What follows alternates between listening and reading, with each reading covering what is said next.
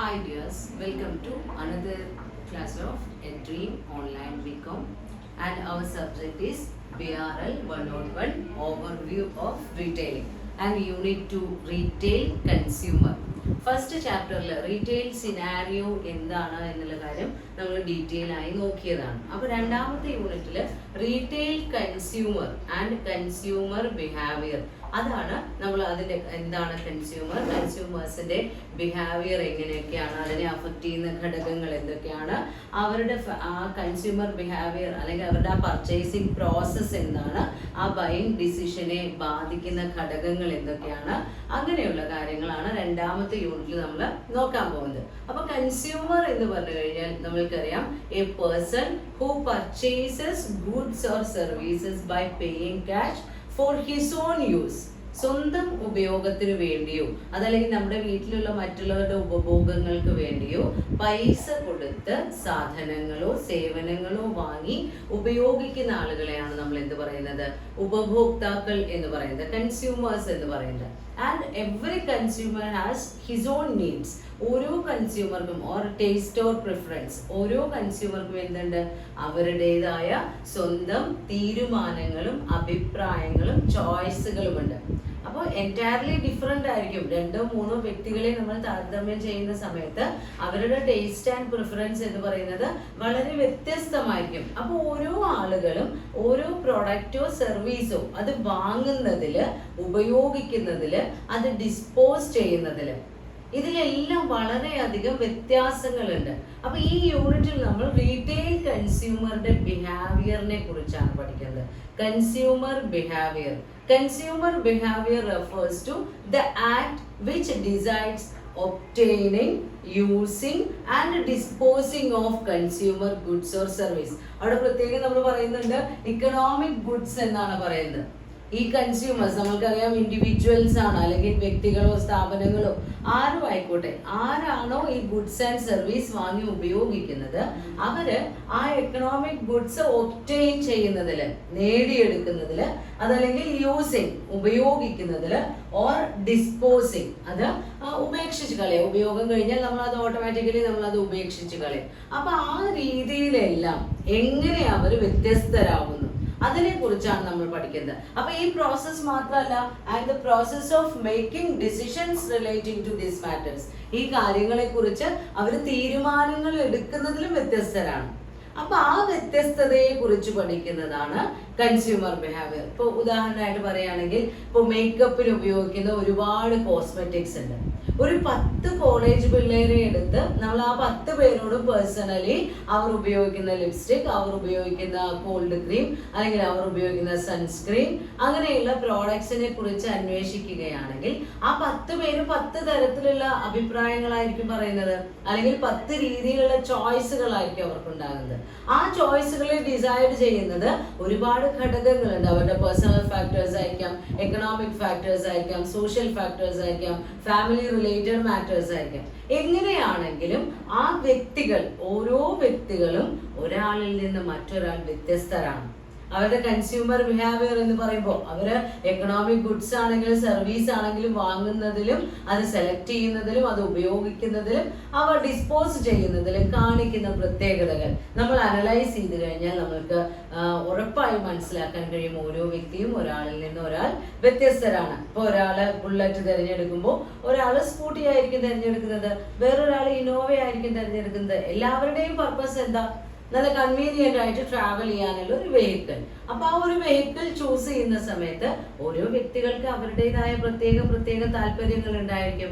അപ്പൊ അങ്ങനെയുള്ള ഉപഭോക്താക്കളുടെ ആ സ്വഭാവത്തിലുള്ള വ്യത്യാസം എന്താണ്, അങ്ങനെ വ്യത്യാസം വരാനുള്ള കാരണം, അതിനെ കുറിച്ച് പഠിക്കുന്ന ചാപ്റ്ററാണ് രണ്ടാമത്തെ യൂണിറ്റ്, റീറ്റെയിൽ കൺസ്യൂമർ. അപ്പൊ consumer means the person who pays for the product and purchases the product for his own use. പൈസ കൊടുത്ത് അവനവന്റെ ഉപയോഗത്തിന് വേണ്ടി എക്കണോമിക് ഗുഡ്സോ അല്ലെങ്കിൽ സർവീസസോ വാങ്ങുന്ന വ്യക്തിയെയാണ് നമ്മൾ എന്ത് പറയുന്നത്, ഒരു ഉപഭോക്താവ് അല്ലെങ്കിൽ ഒരു കൺസ്യൂമർ എന്ന് പറയുന്നത്. അപ്പൊ അദ്ദേഹം പർച്ചേസ് ചെയ്യുന്നു എന്ന് പറഞ്ഞു. അപ്പൊ ഈ പർച്ചേസ് ചെയ്യുന്നതില് കൺസ്യൂമേഴ്സ് എല്ലാം വ്യത്യസ്തരാണ് എന്ന് പറഞ്ഞു. ആ വ്യത്യസ്തതയെ കുറിച്ചിട്ടുള്ള പഠനമാണ് കൺസ്യൂമർ ബിഹേവിയറിനെ കുറിച്ചിട്ടുള്ള പഠനം. Is it necessary? ഇന്നത്തെ സാഹചര്യത്തിൽ അത് അത്യാവശ്യമാണോ? ആണോ? അതെ. കാരണം മോഡേൺ മാർക്കറ്റിംഗിൽ നമുക്കറിയാം LPG പോളിസി വന്നതിന് ശേഷം ലിബറലൈസേഷൻ, പ്രൈവറ്റൈസേഷൻ, ഗ്ലോബലൈസേഷൻ, ഈ 3 പോളിസികളും 1990s വന്നതിന് ശേഷം ഒരു ഡ്രാസ്റ്റിക് ചേഞ്ച് ആണ് ഉണ്ടായത്. നമ്മുടെ കൺസ്യൂമർ മാർക്കറ്റിലാണെങ്കിലും അല്ലെങ്കിൽ കൺസ്യൂമേഴ്സിന്റെ അവൈലബിലിറ്റി ആണെങ്കിലും എല്ലാം വളരെയധികം വ്യത്യാസം വന്നു കഴിഞ്ഞു. കാരണം entire market is considered as A single market. നമ്മൾ വേൾഡിലുള്ള മൊത്തം മാർക്കറ്റുകളെയും ഒരൊറ്റ മാർക്കറ്റായാണ് കൺസിഡർ ചെയ്യുന്നത്.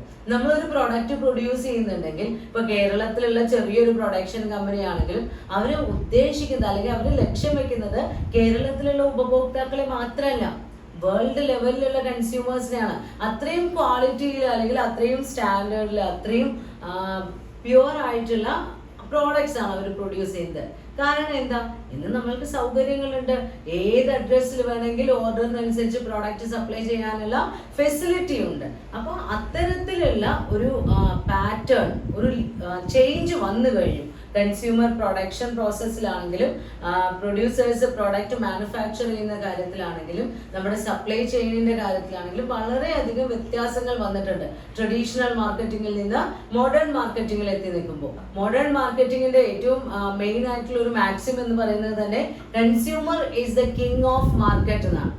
നമ്മുടെ മാർക്കറ്റിന്റെ കമ്പോളത്തിന്റെ രാജാവാണ് ഉപഭോക്താവ്. അപ്പോൾ ഉപഭോക്താവിനെ ഏതെല്ലാം രീതിയിൽ സംതൃപ്തരാക്കാൻ കഴിയുമോ അത്രയും എഫേർട്ട് ഇട്ടിട്ടാണ് നമ്മുടെ മാനുഫാക്ചറിങ് കമ്പനീസ് ഇന്നത്തെ ഈ കോമ്പറ്റേറ്റീവ് മാർക്കറ്റിൽ വിത്ത്സ്റ്റാൻഡ് ചെയ്യുന്നത്.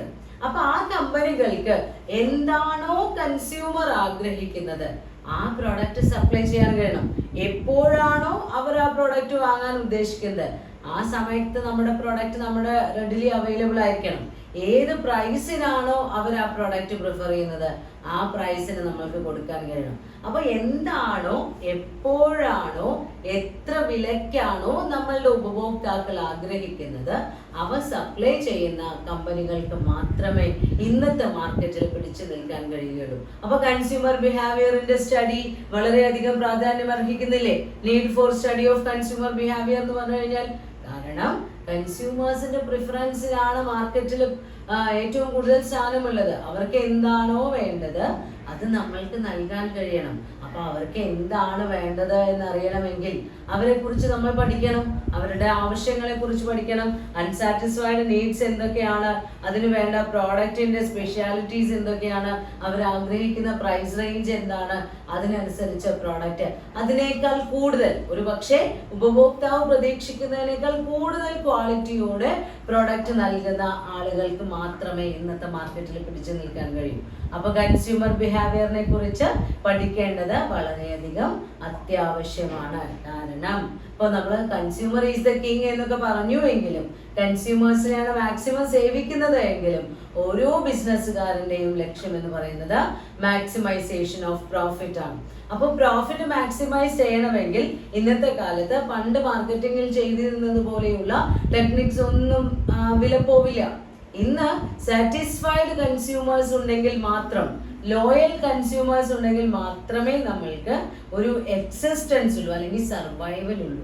അപ്പൊ അതിന് അത്തരം ലോയൽ കൺസ്യൂമേഴ്സിനെ നമ്മൾക്ക് നേടിയെടുക്കണമെങ്കിൽ നമ്മൾ എന്തിനെ കുറിച്ച് പഠിക്കണം? നമ്മുടെ കൺസ്യൂമേഴ്സിന്റെ ബിഹേവിയറിനെ കുറിച്ച് പഠിക്കണം. അപ്പൊ കൺസ്യൂമർ ബിഹേവിയർ എന്ന് പറഞ്ഞു കഴിഞ്ഞാൽ it include the activities relating to obtaining, using and disposing of economic goods and also the process of making decisions about this obtaining or using or disposing of economic goods. So ആരാണ് consumer, എന്താണ് consumer behaviour, അത്രയുമാണ് നമ്മൾ just introduction ആയിട്ട് പറഞ്ഞത്. അപ്പൊ ഈ purchase process അല്ലെങ്കിൽ buying decision process എന്ന് പറയുമ്പോൾ ഒരു വ്യക്തി ഏതെങ്കിലും ഒരു ഗുഡ്സോ സർവീസോ, ഒരു ഉൽപ്പന്നമോ സേവനമോ വാങ്ങണോ വേണ്ടയോ എന്ന് തീരുമാനിക്കുന്നതാണ് buying process or purchase decision taking process എന്ന് പറയുന്നത്. ഈ പ്രോസസ്സിനെ അഫക്റ്റ് ചെയ്യുന്ന ഒരുപാട് വ്യക്തികളുണ്ട്. അപ്പൊ മെയിൻ ആയിട്ട് നമ്മൾ സിമിലർ ആയി ഉപയോഗിക്കുന്ന രണ്ട് വാക്കുകളാണ് ബയർ ആൻഡ് കൺസ്യൂമർ. സാധാരണ രീതിയിൽ വലിയ വ്യത്യാസമൊന്നും കൊടുക്കാതെ ഉപയോഗിക്കുന്ന രണ്ട് ടേംസ് ആണ്. ആരാണോ നമ്മുടെ കടയിൽ നിന്ന് ഉൽപ്പന്നങ്ങൾ വാങ്ങാൻ വരുന്നത് അവരെ നമ്മൾ ബയേഴ്സ് എന്നോ കൺസ്യൂമേഴ്സ് എന്നോ പറയാറുണ്ട്. പക്ഷേ യഥാർത്ഥത്തിൽ അതിന്റെ മീനിങ് നോക്കുകയാണെങ്കിൽ എല്ലായ്പ്പോഴും ഇവർ രണ്ടുപേരും ഒരേ ആൾക്കാരായിക്കൊള്ളണമെന്നില്ല. ഇപ്പൊ നമ്മുടെ കടയിൽ നിന്ന് പ്രൊഡക്റ്റ് വാങ്ങിച്ചു കൊണ്ടുപോകുന്ന എല്ലാവരും നമ്മളുടെ ബയേഴ്സ് ആണ്. പക്ഷെ അവരെല്ലാം എന്തായിക്കൊള്ളണമെന്നില്ല, ആ പ്രൊഡക്റ്റിന്റെ കൺസ്യൂമേഴ്സ് ആവണമെന്നില്ല. ബയർ എന്ന് പറഞ്ഞു കഴിഞ്ഞാൽ അതിന്റെ meaning the person who makes the actual purchase of goods or service. ആരാണോ ക്യാഷ് കൊടുത്ത് ആ പ്രൊഡക്റ്റ് വാങ്ങിക്കുന്നത് ആ വ്യക്തിയെയാണ് ബയർ എന്ന് പറയുന്നത്. ആക്ച്വൽ പർച്ചേസ് നടത്തുന്ന ആളാണ് ബയർ. എന്നാൽ കൺസ്യൂമർ എന്ന് പറഞ്ഞു കഴിഞ്ഞാൽ അതല്ല, the person who ultimately consumes the product. ആരാണോ ആ പ്രോഡക്റ്റ് ഉപയോഗിക്കുന്നത് അവരെയാണ് കൺസ്യൂമർ എന്ന് പറയുന്നത്. അപ്പൊ ഒരു വ്യക്തി ബയർ ആയി എന്നതുകൊണ്ട് കൺസ്യൂമർ ആയിക്കൊള്ളണമെന്നില്ല. ഇപ്പൊ നിങ്ങളുടെ വീട്ടിലേക്ക് ആവശ്യമുള്ള എല്ലാ പ്രോഡക്ട്സും നിങ്ങളുടെ അമ്മയാണ് സൂപ്പർ മാർക്കറ്റിൽ നിന്ന് വാങ്ങിച്ചു കൊണ്ടുവരുന്നത് എങ്കിൽ ബയർ അമ്മയാണ്. ആ കടയിൽ നിന്ന് ഇപ്പൊ ചോക്ലേറ്റ് വാങ്ങിച്ചിട്ടുണ്ടായിരിക്കും, അത് നിങ്ങൾക്ക് വേണ്ടിയായിരിക്കും വാങ്ങിച്ചിട്ടുണ്ടാവും, അത് നിങ്ങൾക്കായിരിക്കും തരുന്നത്. അപ്പൊ ആ ചോക്ലേറ്റിന്റെ ബയർ എന്ന് പറയുന്നത് നിങ്ങളുടെ മദർ ആണ്. അവരാണ് കടയിൽ നിന്ന് അത് വാങ്ങിച്ചത്. പക്ഷെ അതിന്റെ കൺസ്യൂമർ ആരാ? അത് വീട്ടിലെത്തിയപ്പോൾ അത് കഴിച്ചത് നിങ്ങളാണ് എങ്കിൽ അതിന്റെ കൺസ്യൂമർ നിങ്ങളാണ്. അപ്പൊ എല്ലായ്പ്പോഴും ബയർ കൺസ്യൂമർ ആയിക്കൊള്ളണമെന്നില്ല. പ്രോഡക്ട്സ് ആരാണോ ആക്ച്വൽ പർച്ചേസ് നടത്തുന്നത് ആ വ്യക്തിയെയാണ് നമ്മൾ ബയർ എന്ന് പറയുന്നത്. കൺസ്യൂമർ എന്ന് പറഞ്ഞു കഴിഞ്ഞാൽ ആരാണോ ആ ഉൽപ്പന്നം ഉപയോഗിക്കുന്നത് അവരെയാണ് കൺസ്യൂമർ എന്ന് പറയുന്നത്. അപ്പൊ ഈ ബയിങ് ഡിസിഷൻ പ്രോസസ്, ഒരു പ്രൊഡക്റ്റ് വാങ്ങണോ വേണ്ടയോ എന്ന് ഒരു കൺസ്യൂമർ ഒരു തീരുമാനം എടുക്കുന്ന ഒരു പ്രോസസ് ഉണ്ട്. ആ പ്രോസസ്സില് ആ കൺസ്യൂമറെ ഇൻഫ്ലുവൻസ് ചെയ്യുന്ന 2-3 വ്യക്തികളുണ്ട്, അതായത് 2-3 തരം ആളുകളുണ്ട്. ഒരു ബയറായി മാറുന്ന ആ ഒരു പ്രോസസ്, അതില് ഒരുപാട് ആളുകൾ ആ പ്രോസസ്സിനെ ഇൻഫ്ലുവൻസ് ചെയ്യുന്നുണ്ട്. അതിൽ വരുന്ന ചില ടേംസ് ആണ് പറയുന്നത് ഇനീഷ്യേറ്റർ, ഇൻഫ്ലുവൻസർ, ഡിസൈഡർ. ഇനീഷ്യേറ്റർ എന്ന് പറഞ്ഞു കഴിഞ്ഞാൽ the person who first suggest the product or use of service. ഏത് വ്യക്തിയാണോ ആ ഉൽപ്പന്നം വാങ്ങുന്നതിനെ കുറിച്ച് നിങ്ങളോട് ഏറ്റവും ആദ്യമായി സജസ്റ്റ് ചെയ്യുന്നത്, ആ ബയിങ് ഡിസിഷൻ പ്രോസസ്സിന് തുടക്കം കുറിക്കുന്ന വ്യക്തി. ഇനീഷ്യേറ്റീവ് എടുക്കുക എന്ന് പറഞ്ഞാൽ മുൻകൈ എടുക്കുക എന്ന് പറയില്ലേ. അപ്പൊ ആ ബയിങ് ഡിസിഷൻ പ്രോസസ്സിന് തുടക്കം കുറിക്കുന്ന വ്യക്തിയാണ് ഇനീഷ്യേറ്റർ. ആരാണോ നിങ്ങളോട് ആ പ്രൊഡക്റ്റിനെ കുറിച്ച് ആദ്യമായി പറയുന്നത് അല്ലെങ്കിൽ ആ പ്രൊഡക്റ്റ് സജസ്റ്റ് ചെയ്യുന്നത് അവരാണ് ഇനീഷ്യേറ്റർ. രണ്ടാമത്തെ ആള് എന്ന് പറയുന്നത് ഇൻഫ്ലുവൻസർ ആണ്. Influencer means the person who influences the decision process, whether by giving advice or personal reference etc. Influencer എന്ന് പറയുമ്പോൾ ഒരു പ്രൊഡക്റ്റിനെ കുറിച്ച് നമ്മൾക്ക് ഒരു സജഷൻ കിട്ടി, നമ്മളത് വാങ്ങണോ വേണ്ടയോ ഒന്നും തീരുമാനിച്ചിട്ടില്ല. അപ്പൊ ആ പ്രൊഡക്റ്റ് നല്ലതാണോ നന്നല്ലാത്തതാണോ എന്ന് നമ്മളോട് അഭിപ്രായം പറയുന്ന ചില ആളുകൾ ഉണ്ടായിരിക്കാം. അവരുടെ സ്വന്തം അനുഭവത്തിൽ നിന്നൊക്കെ ആയിരിക്കും പറയുന്നത്. ഇപ്പൊ നിങ്ങൾ കണ്ടിട്ടുണ്ടാവും സോഷ്യൽ മീഡിയ ആയിട്ടുള്ള ഇപ്പൊ ഇൻസ്റ്റാഗ്രാം ആണെങ്കിലും മറ്റ് പ്ലാറ്റ്ഫോമുകളാണെങ്കിലും അതിലൊക്കെ ഒരുപാട് പ്രോഡക്ട്സിനെ കുറിച്ച് ഒരുപാട് സെലിബ്രിറ്റീസ് ഒക്കെ റെഫർ ചെയ്യാറുണ്ട്. എന്നിട്ട് റെഫറൽ കോഡൊക്കെ കൊടുക്കുക, അവരുടെ കെയർ ഓഫ് ഉണ്ടെങ്കിൽ അതിന് സ്പെഷ്യൽ ഡിസ്കൗണ്ട് ഉണ്ട് എന്നൊക്കെ പറഞ്ഞ് റെഫറൽ കോഡുകളൊക്കെ കൊടുക്കാറുണ്ട്. അപ്പൊ അവര് നമ്മളെ ഇൻഫ്ലുവൻസ് ചെയ്യുന്നു, ഈ പ്രൊഡക്റ്റ് നല്ലതാണ് എന്ന് പറഞ്ഞ് ഇൻഫ്ലുവൻസ് ചെയ്യുന്നു. ഇപ്പൊ സ്പോർട്സിന് ആഗ്രഹമുള്ള കുട്ടികളാണെങ്കിൽ ഇപ്പൊ നമ്മുടെ ക്രിക്കറ്റ് ടീമിന്റെ ക്യാപ്റ്റൻ വന്ന് boost is the secret of my energy എന്ന് പറയുമ്പോൾ ആ കുട്ടികളുടെ ഉള്ളിൽ ഒരു ബോധം ഉണ്ടാവുകയാണ്, അവരെ പോലെ കളിക്കണമെങ്കിൽ, അവരെ പോലെ എനർജി ഉണ്ടാവണമെങ്കിൽ ഈ ഹെൽത്ത് ഡ്രിങ്ക് കുടിച്ചാൽ മതി. അപ്പൊ ഇൻഫ്ലുവൻസിങ് ദ ഡിസിഷൻ പ്രോസസ്, ഒരു പ്രൊഡക്റ്റ് വാങ്ങണോ വേണ്ടയോ എന്നുള്ള തീരുമാനത്തെ സ്വാധീനിക്കുന്നവരാണ് ഇൻഫ്ലുവൻസേഴ്സ്. ദെൻ മൂന്നാമത്തെ ഗ്രൂപ്പ് എന്ന് പറയുന്നത് ആരാണ്? Decider, the person who decides to purchase or not. ഒരു പ്രൊഡക്റ്റ് വാങ്ങണോ വേണ്ടയോ എന്ന് അന്തിമമായി തീരുമാനിക്കുന്ന വ്യക്തിയാണ് ഡിസൈഡർ. അപ്പൊ ആ തീരുമാനം എടുക്കുന്ന സമയത്ത് അദ്ദേഹം എന്തെല്ലാം കാര്യങ്ങൾ തീരുമാനിക്കുന്നുണ്ട്? ഒന്ന്, ആ ഉൽപ്പന്നം വാങ്ങണോ വേണ്ടയോ.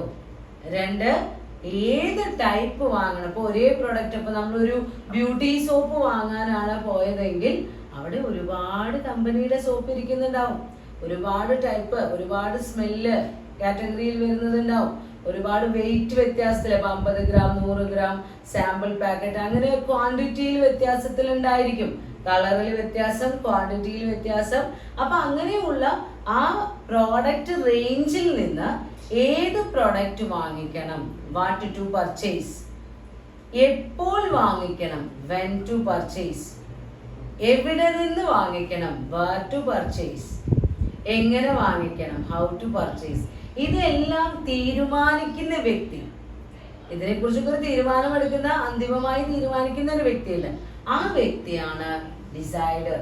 അപ്പോൾ ഒരു ബൈയിങ് പ്രോസസ്സിൽ പ്രധാനമായ റോളുകൾ വഹിക്കുന്ന ചില ആളുകളാണ് ഏറ്റവും ആദ്യം പ്രൊഡക്റ്റ് സജസ്റ്റ് ചെയ്യുന്ന ഇനീഷ്യേറ്റർ, ആ പ്രൊഡക്റ്റിന്റെ പർച്ചേസിനെ കുറിച്ച് അഡ്വൈസോ പേഴ്സണൽ റെഫറൻസോ ഒക്കെ നൽകി ബൈയിങ് ഡിസിഷനെ സ്വാധീനിക്കുന്ന ഇൻഫ്ലുവൻസർ, ഏത് പ്രോഡക്റ്റ് എപ്പോൾ വാങ്ങിക്കണം, എങ്ങനെ വാങ്ങിക്കണം എന്നൊക്കെ തീരുമാനിക്കുന്ന ഡിസൈഡർ.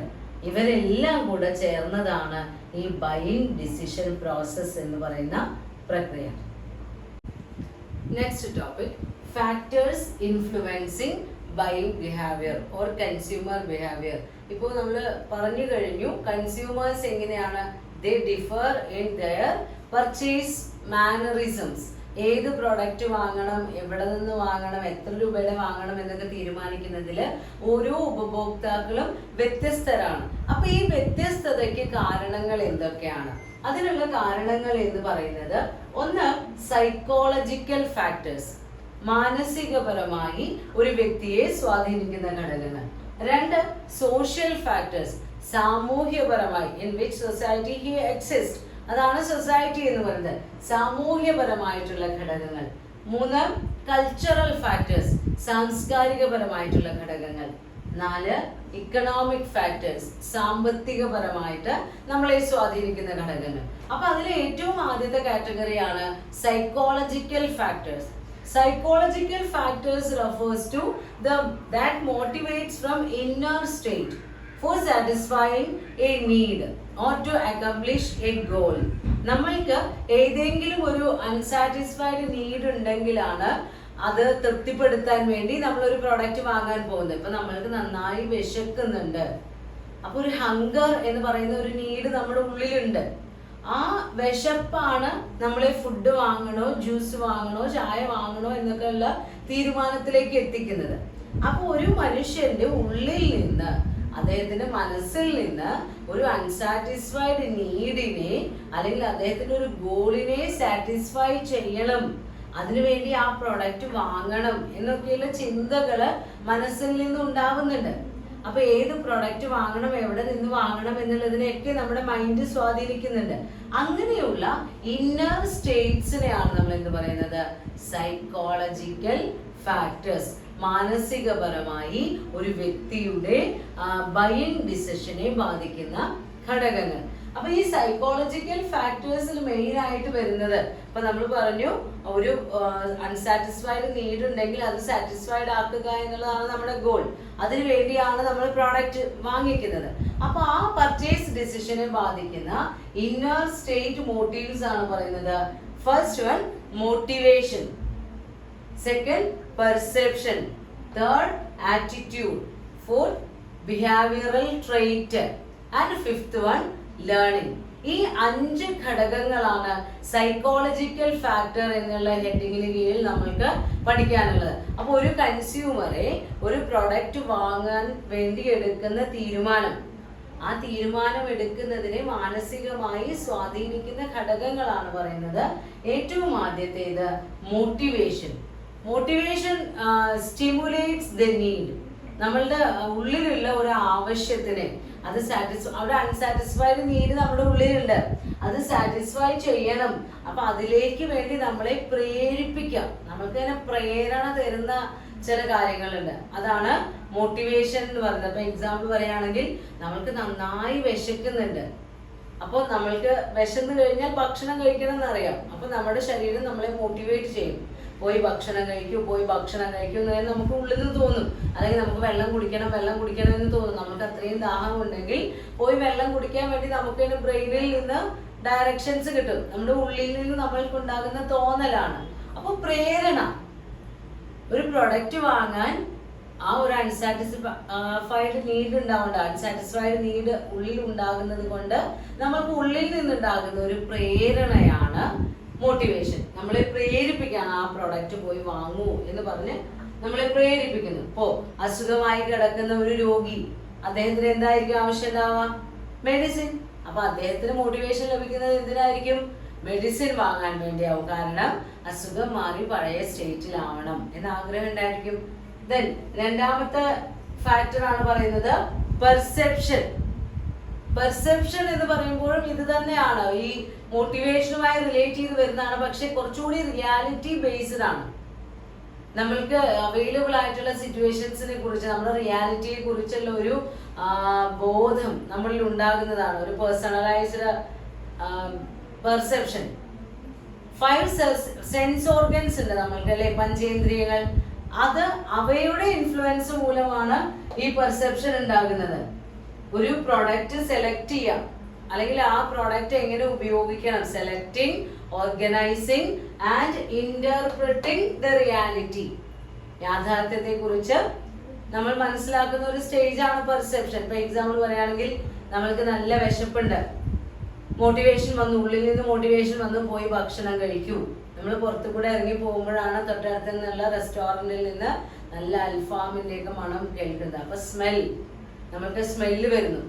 അല്ലെങ്കിൽ നല്ല ഷവായൊക്കെ ഇങ്ങനെ റെഡി ടു ഈറ്റ് ആയിട്ട് ഇങ്ങനെ പ്രോസസ് ചെയ്തുകൊണ്ടിരിക്കുന്നത് നമ്മൾ കാണുന്നു. അപ്പോൾ 5 സെൻസ് ഓർഗൻസിലൂടെ ഒന്നുകിൽ കാണുകയോ അല്ലെങ്കിൽ കേൾക്കുകയോ മണത്തിലൂടെയോ ഒക്കെ നമ്മൾക്ക് അറിയാൻ കഴിയുന്നു. അങ്ങനെ അറിയാൻ കഴിയുമ്പോൾ നമ്മൾക്ക് ആ പ്രൊഡക്റ്റ് വാങ്ങാനുള്ള ശക്തമായ തോന്നൽ നമ്മൾക്കുള്ളിൽ ഉണ്ടാവും. അങ്ങനെയുള്ള ആ ഒരു റിയാലിറ്റിയെ ഓർഗനൈസ് ചെയ്യുന്നതാണ് പെർസെപ്ഷൻ. കാഴ്ചയിലൂടെയോ കേൾവിയിലൂടെയോ മണത്തിലൂടെയോ, അല്ലെങ്കിൽ എന്തെങ്കിലും ഒരു പ്രോഡക്റ്റ്, ഇപ്പോൾ ക്ലോത്ത് ഒക്കെ ആണെങ്കിൽ നമുക്ക് തൊട്ട് നോക്കുമ്പോൾ നല്ല സോഫ്റ്റ് ആയി തോന്നിയെങ്കിൽ ടച്ച്, അവിടെ ടച്ച് എന്ന് പറയുന്നു. അപ്പൊ ആ സെൻസ് ഓർഗൻസിന്റെ ഇൻഫ്ലുവൻസ് മൂലം ഒരു പ്രോഡക്റ്റിനെ കുറിച്ച് നമ്മൾക്കുള്ളിൽ ഉണ്ടാകുന്ന ഒരു ധാരണയുണ്ട്, അതാണ് പെർസെപ്ഷൻ. അതും നമ്മളുടെ പർച്ചേസിങ്ങിനെ സ്വാധീനിക്കും. അപ്പൊ നമുക്ക് സോഫ്റ്റ് ആയ ഒരു ക്ലോത്ത് വാങ്ങണം, അപ്പൊ നമ്മൾ തൊട്ട് നോക്കിയപ്പോൾ അത് റഫ് ആണെന്ന് വിചാരിക്കാം, നമ്മളത് വേണ്ട എന്ന് വെക്കും. അപ്പൊ ആ റഫ്നെസ് നമ്മൾ തൊട്ട് നോക്കിയത് കൊണ്ടാണ് ആ പ്രൊഡക്റ്റ് വാങ്ങേണ്ട എന്ന് തീരുമാനിച്ചത്. ദെൻ മൂന്നാമത് പറയുന്നത് ആറ്റിറ്റ്യൂഡ് ആണ്. Attitude decides the favourable or unfavourable evaluation of A product. ഒരു പ്രൊഡക്റ്റിനെ കുറിച്ച് നമ്മൾക്ക് ചില മുൻധാരണകളൊക്കെ ഉണ്ടാവും. ആ പ്രൊഡക്റ്റ് നല്ലതാണോ അല്ലെങ്കിൽ ചീത്തയാണോ എന്നുള്ളതിനെ കുറിച്ചൊക്കെ നമ്മൾക്ക് ചില പേഴ്സണൽ ആറ്റിറ്റ്യൂഡ്സ് ഉണ്ടായിരിക്കും, ഒരു ഇമോഷൻസ് ഒക്കെ ഉണ്ടാവും. ഇപ്പൊ ചില ആളുകൾക്കുണ്ട്, പുറത്തു നിന്ന് തട്ടുകടയിൽ നിന്ന് ചില ആളുകൾക്ക് ഭക്ഷണം കഴിക്കാൻ ഇഷ്ടമാണ്. കാരണം അവരുടെ ഉള്ളിലുള്ളത് അത് അപ്പോഴേക്കപ്പോഴേ നമ്മുടെ മുന്നിൽ നിന്ന് ചൂടായിട്ട് നമ്മൾക്ക് ഉണ്ടാക്കി തരുന്ന പ്രോഡക്ട്സ് ആണ്, അപ്പൊ അത് കഴിക്കാം. ചില വ്യക്തികൾക്ക് നേരെ വിപരീതമാണ് ഉണ്ടാവുക. റോഡ് സൈഡിൽ ഓപ്പൺ ആക്കി വെച്ചിട്ടുള്ള ഫുഡാണ്, അവർ എന്ത് വെള്ളമാണോ ഉപയോഗിക്കുന്നത് നമുക്കറിയില്ല, അവർക്ക് കൃത്യമായ ഒരു അഡ്രസ് ഇല്ല. അപ്പൊ അവര് ഇന്ന് ഇവിടെ ഉണ്ടെങ്കിൽ നാളെ വേറെ ഏതെങ്കിലും സ്ഥലത്തായിരിക്കും. അപ്പൊ അവരുടെ പ്രൊഡക്ട്സ് നല്ലതല്ല എന്നുള്ള വിശ്വാസം ചില ആളുകളിൽ ഉണ്ടായിരിക്കും. ചില പർട്ടിക്കുലർ പ്രൊഡക്ട്സിനെ കുറിച്ച് അവർക്ക് ഉള്ളിൽ തന്നെ ഒരു ആറ്റിറ്റ്യൂഡ് ഉണ്ടാവും, അത് കൊള്ളില്ല, അപ്പൊ അവരത് നല്ലതാണോ എന്ന് നോക്കാൻ പോലും പോവില്ല.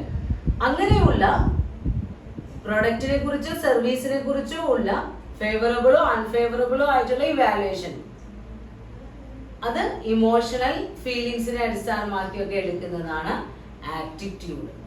ദെൻ അടുത്തത് ഏതാ? ട്രെയ്റ്റ് ആണ്, ശൈലികൾ. ചില ആളുകൾക്ക് ചില പ്രോഡക്റ്റ് വാങ്ങുന്നതിൽ കുറച്ച് ശീലങ്ങൾ ഉണ്ടായിരിക്കും. അപ്പൊ ആ ട്രെയ്റ്റ്സ്, ഇപ്പൊ അതേപോലെ തന്നെ ഓരോ വ്യക്തികള്, ചിലവര് കഠിനാധ്വാനികളായിട്ടുള്ള ആളുകൾ ഉണ്ടായിരിക്കും, വർക്ക് ഹോളിക്. അതേപോലെ തന്നെ ചിലവർ സെൽഫ് കോൺഫിഡന്റ് ആയിട്ടുള്ള ആളുകൾ ഉണ്ടായിരിക്കും. അപ്പൊ അവരൊക്കെ വാങ്ങിക്കുന്ന അവരുടെ ആ ബൈയിങ് ഡിസിഷൻ എടുക്കുന്നതിലും പ്രൊഡക്റ്റ് വാങ്ങിക്കുന്നതിലും ഇത് ബാധിക്കും.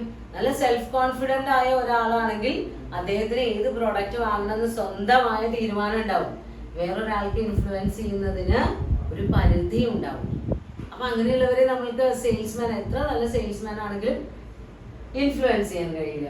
ദെൻ ലാസ്റ്റിൽ വരുന്നതാണ് ലേണിംഗ്.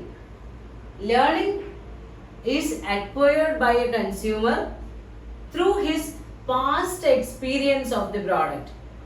നമ്മൾ വാങ്ങാൻ പോകുന്ന ഉൽപ്പന്നം അത് ഇതിനു മുൻപ് എപ്പോഴെങ്കിലും നമ്മൾ വാങ്ങി ഉപയോഗിച്ചിട്ടുണ്ടെന്ന് വിചാരിക്കാം. ആ എക്സ്പീരിയൻസിനെ അടിസ്ഥാനമാക്കി നമ്മൾ ആ പ്രോഡക്റ്റിന് ഒരു വിലയിരുത്തൽ ഉണ്ടാവും.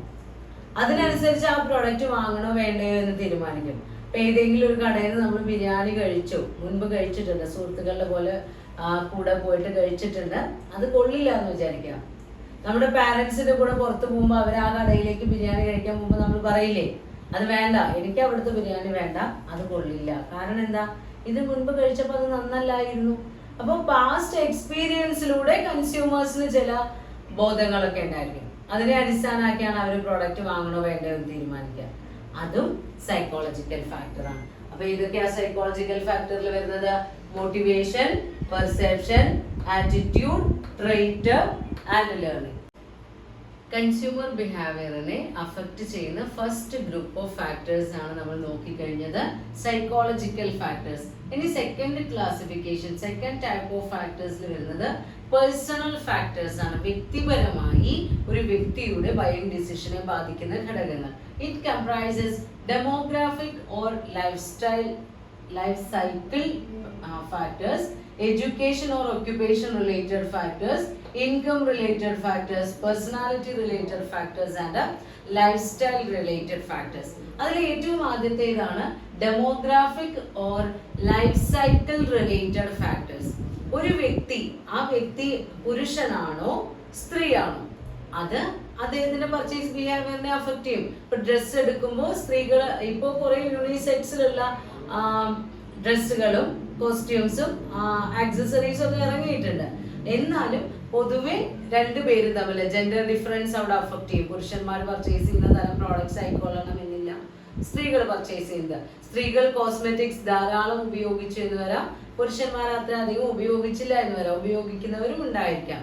അതേപോലെ തന്നെ ലൈഫ് സൈക്കിൾ എന്ന് പറയുമ്പോൾ നമ്മുടെ ഇൻഫാൻസ് ആയിട്ടുള്ള ചെറിയ കുട്ടികൾ വാങ്ങിക്കുന്ന പ്രോഡക്റ്റ് ആവില്ല ടീനേജേഴ്സ് വാങ്ങുന്നത്. ടീനേജേഴ്സ് വാങ്ങുന്ന പ്രോഡക്റ്റ് ആയിരിക്കില്ല മിഡിൽ ഏജ്ഡ് ഗ്രൂപ്പ് വാങ്ങിക്കുന്നത്. അവർ വാങ്ങുന്ന പ്രോഡക്റ്റ് ആയിരിക്കില്ല വയസ്സായ ആളുകൾ വാങ്ങുന്നത്. അപ്പോൾ ഓരോ age stages, life cycles changes വരുമ്പോൾ അത് ആ വ്യക്തിയുടെ പർച്ചേസിംഗ് ഡിസിഷനെയും സ്വാധീനിക്കുന്നുണ്ട്. വളരെ ചെറിയ കുട്ടികൾക്ക് മിൽക്ക് പൗഡറോ അല്ലെങ്കിൽ ബേബി ഫുഡ്സോ, ചെറിയ തരം ബേബി പൗഡേഴ്സോ ലോഷൻസോ ഒക്കെ ആയിരിക്കും ആവശ്യം. അവരൊരു ടീനേജിൽ എത്തിക്കഴിഞ്ഞാൽ അവർക്ക് പ്രോട്ടീൻ ഫുഡ്സ്, നല്ല നല്ല ബേക്കറി ഐറ്റംസ്, ചോക്ലേറ്റ്സ്, അവരുടെ കോസ്മെറ്റിക്സിന്റെ പ്രിഫറൻസിൽ വ്യത്യാസം ഉണ്ടായിരിക്കും. ജിം റിലേറ്റഡ് പ്രോഡക്ട്സ് ഒക്കെ വേണ്ടി വരും. അങ്ങനെ ഓരോ പ്രായത്തിലും ഓരോ തരം പർച്ചേസിങ് മാനറിസംസ് ആണ് നമ്മൾ കാണിക്കുന്നത്. ഒരു മിഡിൽ ഏജിലൊക്കെ കഴിഞ്ഞാൽ, വയസ്സായി കഴിഞ്ഞാൽ കംഫർട്ടബിൾ ആയിട്ടുള്ള ഡ്രസ്സുകൾ, ലൈറ്റ് കളറുകൾ, വാക്കിംഗ് ഹെൽപ്പ് ചെയ്യുന്ന വാക്കിംഗ് സ്റ്റിക്സോ വീൽ ചെയേഴ്സോ കണ്ണടകളോ ഷോളുകളോ ഒക്കെ ആയിരിക്കും ആൾക്കാർക്ക് വേണ്ടി വരിക. അപ്പോൾ ഓരോ പ്രായത്തിലും നമ്മൾ പർച്ചേസ് ചെയ്യുന്ന രീതിയിൽ വ്യത്യാസമുണ്ടായിരിക്കും. Then education and occupation, ഒരു വ്യക്തിയുടെ വിദ്യാഭ്യാസവും ജോലിയും. ഓരോ കാറ്റഗറിയിൽ പെടുന്ന ആളുകൾ, അതായത് ഡിഗ്രി കഴിഞ്ഞ ആളുകൾ പർച്ചേസ് ചെയ്യുമ്പോൾ തീരുമാനങ്ങൾ എടുക്കുന്നതിന് വ്യത്യാസം ഉണ്ടാവും. തീരെ വിദ്യാഭ്യാസം ഇല്ലാത്തവർ തിരഞ്ഞെടുക്കുന്ന ഡ്രസ്സുകളായാലും ആക്സസറീസ് ആയാലും അതിനെല്ലാം വ്യത്യാസം ഉണ്ടാവും. അതേപോലെ ഒരു കർഷകൻ ഉപയോഗിക്കുന്ന വസ്തുക്കളല്ല ഒരു ഡോക്ടർ ഉപയോഗിക്കുന്ന ആക്സസറീസ് അല്ല ഒരു ടീച്ചർ ഉപയോഗിക്കുന്നത്, അവരുപയോഗിക്കുന്ന പ്രോഡക്ട്സ് ആയിരിക്കില്ല ഒരു വക്കീലിന് ആവശ്യമുള്ളത്. അപ്പൊ നമ്മളുടെ ജോലി, നമ്മളുടെ ഒക്യുപ്പേഷൻ എന്താണോ അതും പർച്ചേസ് ബിഹേവിയറിനെ അഫക്റ്റ് ചെയ്യും. അതേപോലെ തന്നെ നമ്മളുടെ പ്രായം, ജീവിത ഘട്ടം, ഇതെല്ലാം അഫക്റ്റ് ചെയ്യുന്നുണ്ട്. ദെൻ മൂന്നാമതാണ് ഇൻകം. ഇൻകം ആണ് ബേസിക് ഫാക്ടർ.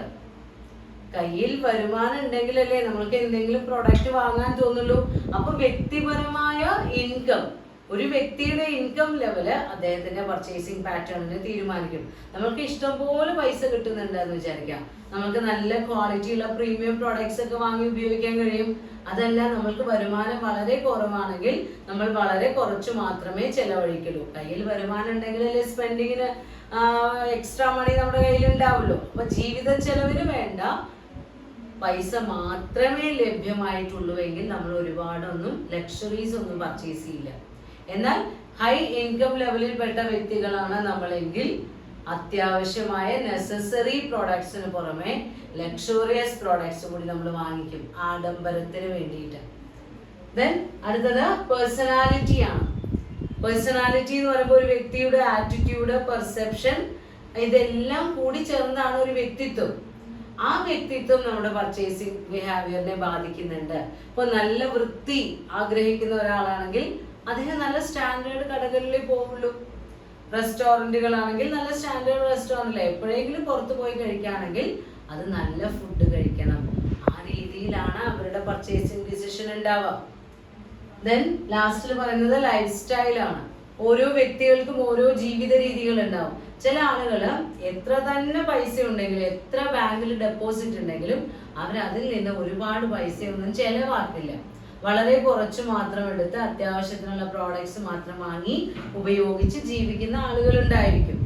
അതേസമയം ചില ആളുകൾ കടം വാങ്ങിയാലും നന്നായി ആഡംബരത്തോടെ ജീവിക്കുന്ന ആളുകൾ ഉണ്ടാവും. ചില ആളുകൾ അവനവന്റെ പ്രീമിയം ക്വാളിറ്റി കാണിക്കാൻ വേണ്ടി വില കൂടിയ വസ്തുക്കൾ, നിങ്ങൾ കണ്ടിട്ടുണ്ടാവും, നമ്മുടെ ഫിലിം സ്റ്റാർസ് ഒക്കെ ലക്ഷങ്ങൾ വില വരുന്ന വാച്ചൊക്കെയാണ് കിട്ടുന്നത്. അതെന്താ? അവരത്രയും ക്വാളിറ്റി ഉള്ള പ്രീമിയം ക്വാളിറ്റി, പ്രീമിയം ലെവലിൽ പെടുന്നവരാണ്. അപ്പൊ അവരുടെ ആക്സസറീസും അങ്ങനെയുള്ളതായിരിക്കണം. അപ്പോൾ ഒരു മനുഷ്യന്റെ വ്യക്തിപരമായ ഘടകങ്ങൾ എന്ന് പറയുന്നത് ഓരോ വ്യക്തിയിലും അത് വ്യത്യസ്തമാണ്. വ്യക്തിപരമായ ഘടകങ്ങളിൽ വരുന്നത് അദ്ദേഹത്തിന്റെ ജനസംഖ്യ, അതായത് ജെൻഡർ റിലേറ്റഡ് ഫാക്ടേഴ്സ് ഉണ്ടായിരിക്കും. ലൈഫ് സ്റ്റേജ് അഫക്റ്റ് ചെയ്യും, എഡ്യൂക്കേഷൻ അഫക്റ്റ് ചെയ്യും, ഒക്യുപ്പേഷൻ അഫക്റ്റ് ചെയ്യും, income, personality and life style. ഇതെല്ലാം ഓരോ വ്യക്തികൾക്കും വ്യത്യസ്തമായിരിക്കും. അപ്പൊ അവർക്ക് ഈ ഘടകങ്ങൾ കൂടി അവരുടെ പർച്ചേസിംഗ് ഡിസിഷനെ അഫക്റ്റ് ചെയ്യും. കൺസ്യൂമർ ബിഹേവിയറിനെ അഫക്റ്റ് ചെയ്യുന്ന മൂന്നാമത്തെ ഗ്രൂപ്പ് ഫാക്ടേഴ്സ് ആണ് സോഷ്യൽ ഫാക്ടേഴ്സ്, സാമൂഹ്യപരമായിട്ടുള്ള ഘടകങ്ങൾ. We know that human beings are social animals. They are hatred of isolated living. നമ്മൾക്ക് സമൂഹമായി ജീവിക്കാനാണ് എല്ലായ്പ്പോഴും മനുഷ്യന്മാർക്ക് ഇഷ്ടം. ഒറ്റയ്ക്ക് ജീവിക്കാൻ ഇഷ്ടമില്ലാത്ത ഒരു തരം ജീവികളാണ് മനുഷ്യന്മാർ. അപ്പൊ ഈ social group in which society we belongs to, it will also affect the buying decision. നമ്മൾ ഏത് ഗ്രൂപ്പിലാണോ ഉൾപ്പെട്ടിട്ടുള്ളത് ആ ഗ്രൂപ്പിന്റെ സ്വഭാവം നമ്മളെ സ്വാധീനിക്കും. ഇപ്പോൾ ഈ റെഫറൻസ് ഗ്രൂപ്പ് എന്ന് പറയുമ്പോൾ ഏത് ഗ്രൂപ്പിലാണോ നമ്മൾ ഒരു മെമ്പർ ആയിട്ടുള്ളത് ആ ഗ്രൂപ്പ് നമ്മളെ തീർച്ചയായും നമ്മളുടെ പർച്ചേസിംഗ് ഡിസിഷൻ പ്രോസസ്സിനെ ബാധിക്കുന്നുണ്ട്. ഏറ്റവും ആദ്യം വരുന്നത് അതിന്റെ സബ് പോയിന്റ് ആയിട്ട്, അല്ലെങ്കിൽ ഈ റെഫറൻസ് ഗ്രൂപ്പിൽ വരുന്ന ഫസ്റ്റ് ഫാക്ടർ ആണ് ഫാമിലി. ഏത് ഫാമിലിയിലാണ് നമ്മൾ ജനിച്ചിട്ടുള്ളത്? ചില കുട്ടികൾ ഓർത്തഡോക്സ് ഫാമിലിയിലായിരിക്കാം, ചില ആളുകൾ ഏറ്റവും ലേറ്റസ്റ്റ് ആയിട്ടുള്ള മോഡേൺ ട്രെൻഡിൽ ജീവിക്കുന്ന ഫാമിലിയിലായിരിക്കാം, ചില ആളുകൾ സയന്റിഫിക് ആയി മാത്രം ചിന്തിക്കുന്ന ഗ്രൂപ്പിൽപ്പെട്ടവരായിരിക്കാം, ചിലർ ദൈവമുണ്ട് എന്ന് വിശ്വസിക്കുന്നവരുണ്ടായിരിക്കാം, ചിലർ ദൈവമില്ല എന്ന് വിശ്വസിക്കുന്നുണ്ടാവും. അപ്പൊ ഏത് തരം ഫാമിലിയിലെ മെമ്പറാണ് നമ്മൾ, അത് നമ്മുടെ പർച്ചേസിംഗ് ഡിസിഷനെ ബാധിക്കും. വർഷങ്ങളോളം വീട്ടില് ഒരുമിച്ച് ഷോപ്പിംഗ് നടത്തുന്ന ഒരു ഫാമിലി ആണെങ്കിൽ അതിലെ ഓരോ മെമ്പർമാരും എന്ത് പ്രൊഡക്റ്റ് ആണ് പ്രിഫർ ചെയ്യുന്നത് എന്ന് മറ്റുള്ള മെമ്പർക്ക് കൂടി അറിയുന്നുണ്ടായിരിക്കും. അപ്പൊ നമ്മളുടെ ഫാമിലി, ഏത് കുടുംബത്തിൽ നിന്നാണോ നമ്മൾ വരുന്നത് ആ കുടുംബത്തിന്റെ സ്വാധീനം തീർച്ചയായും നമ്മളുടെ പർച്ചേസിംഗ് ഡിസിഷനിൽ ഉണ്ടായിരിക്കും. ദെൻ രണ്ടാമത് ഫാമിലി റിലേറ്റഡ് ആയിട്ടുള്ളത് തന്നെയാണ് റോൾസ്. ഒരു വ്യക്തി പല സ്ഥലങ്ങളിലും പല റോളിലായിരിക്കും. നമ്മൾ സ്കൂളിൽ പഠിപ്പിക്കുന്ന ടീച്ചറാണെങ്കിൽ സ്കൂളിൽ നമ്മൾ ടീച്ചറാണ്, വീട്ടിൽ ചെന്ന് കഴിഞ്ഞാൽ നമ്മൾ വൈഫാണ്, മദറാണ്, സിസ്റ്ററാണ്, അങ്ങനെയുള്ള ഒരുപാട് റോളുകൾ നമ്മൾ അഭിനയിച്ച് തീർക്കുന്നുണ്ട്. അപ്പൊ ഈ ഓരോ റോളുകൾക്കും നമ്മൾക്ക് ഓരോ പർച്ചേസ് ഡിസിഷൻ ബിഹേവിയർ ഉണ്ടാവും. ഇപ്പോൾ ടീച്ചറാണ് എന്നുള്ള രീതിയിൽ നമ്മൾ സ്കൂളിലേക്കുള്ള കാര്യങ്ങൾ വാങ്ങുമ്പോൾ നമ്മൾ വാങ്ങിക്കുന്നത് മാർക്കർ, ബുക്ക്, ഡസ്റ്റർ, അങ്ങനെയുള്ള സ്കൂൾ ബാഗ്, കുട, അങ്ങനെയൊക്കെ നമുക്ക് സ്കൂളിലേക്ക് പോകാൻ വേണ്ട കാര്യങ്ങളായിരിക്കും. എന്നാൽ വീട്ടിലേക്ക് വേണ്ടി നമ്മൾ തന്നെയാണ് പർച്ചേസ് ചെയ്യുന്നത്. ഒരു സൂപ്പർ മാർക്കറ്റിൽ നിന്ന് പർച്ചേസ് ചെയ്യുമ്പോൾ ടീച്ചർ എന്നുള്ള നമ്മുടെ റോളിന് വേണ്ടി നമ്മൾ കുറേ പ്രോഡക്റ്റ് വാങ്ങുന്നു. ഒരു അമ്മ എന്നുള്ള റോള് സാറ്റിസ്ഫൈ ചെയ്യാൻ വേണ്ടി നമ്മൾ കുട്ടികൾക്ക് ചോക്ലേറ്റ്, വീട്ടിലേക്ക് വല്ല ബേക്കറി ഐറ്റംസോ അങ്ങനെയുള്ള പ്രോഡക്ട്സ് ഒക്കെ വാങ്ങിക്കുന്നു. എന്നാലും ഒരു സിസ്റ്റർ എന്നുള്ള രീതിയിലാണെങ്കിൽ നമ്മുടെ മുതിർന്ന ചേച്ചിക്ക് വല്ല പെയിൻ ബാമോ എന്തെങ്കിലും ടാബ്ലറ്റ്സോ ഒക്കെ ആവശ്യമുണ്ടെങ്കിൽ അതൊക്കെ വാങ്ങിച്ചു കൊടുക്കുന്നു. അപ്പൊ ഈ പർച്ചേസ് ബിഹേവിയർ തീരുമാനിക്കുന്നത് എന്താണ്? നമ്മളുടെ റോളുകളാണ്. ഓരോ സ്ഥലത്തും നമ്മൾ പ്ലേ ചെയ്യുന്ന റോളുകളാണ് നമ്മുടെ പർച്ചേസിങ് ഡിസിഷനെ അഫക്റ്റ് ചെയ്യുന്നത്. ദെൻ മൂന്നാമതായി പറയുന്നത് സ്റ്റാറ്റസ് ആണ്. നമ്മളുടെ സ്റ്റാറ്റസ്, സമൂഹത്തിൽ ഓരോ വ്യക്തികളും അവനവന് കണക്കാക്കുന്ന ഒരു സ്റ്റാറ്റസ് കോ ഉണ്ടായിരിക്കും, ഒരു സ്റ്റാറ്റസ് ലെവൽ. ആ സ്റ്റാറ്റസിനനുസരിച്ചുള്ള പ്രൊഡക്റ്റ് ആണ് നമ്മൾ വാങ്ങിക്കുക. ഇപ്പോൾ ഓരോ കമ്പനിക്കാരും പ്രൊഡക്റ്റ് പ്രൊഡ്യൂസ് ചെയ്യുന്ന സമയത്ത് തന്നെ ആ ഒരു പർട്ടിക്കുലർ സ്റ്റാറ്റസിലുള്ള ആളുകളെ ഉദ്ദേശിച്ചായിരിക്കും. ഇപ്പൊ നോർമൽ കാഷ്വൽ വെയേഴ്സ് ഒക്കെ ഒരു മിഡിൽ ഇൻകം ഗ്രൂപ്പിന് സോപ്പ് പൗഡർ അങ്ങനെയുള്ള പ്രൊഡക്ട്സ് ഒക്കെ. എന്നാൽ ഹൈലി സോഫിസ്റ്റിക്കേറ്റഡ് ആയ മെഷീൻസ് ഉപയോഗിക്കുന്ന സോപ്പ് ലിക്വിഡ്സ് ഒക്കെ ഉണ്ടായിരിക്കും. അത് നമ്മൾ ഹൈ ഇൻകം ഗ്രൂപ്പിനെ ഉദ്ദേശിച്ച് ഇറക്കുന്നതാണ്. വില കൂടിയ പ്രീമിയം ക്വാളിറ്റിയുള്ള ചോക്ലേറ്റ്സ് ഉണ്ടായിരിക്കും. ഒരു ചോക്ലേറ്റിന് തന്നെ 300 രൂപ 400 രൂപയൊക്കെ വരുന്നതുണ്ടായിരിക്കും. അത് ഹൈ ഇൻകം ലെവൽ ഗ്രൂപ്പിനുള്ളതാണ്. എന്നാൽ ഒരു ചോക്ലേറ്റിന് 1 രൂപ അല്ലെങ്കിൽ 10 രൂപ 5 രൂപ ആ റേറ്റിലുള്ള ചോക്ലേറ്റ്സ് ഉണ്ടായിരിക്കും. അപ്പൊ നോർമൽ പീപ്പിളിനാണ്.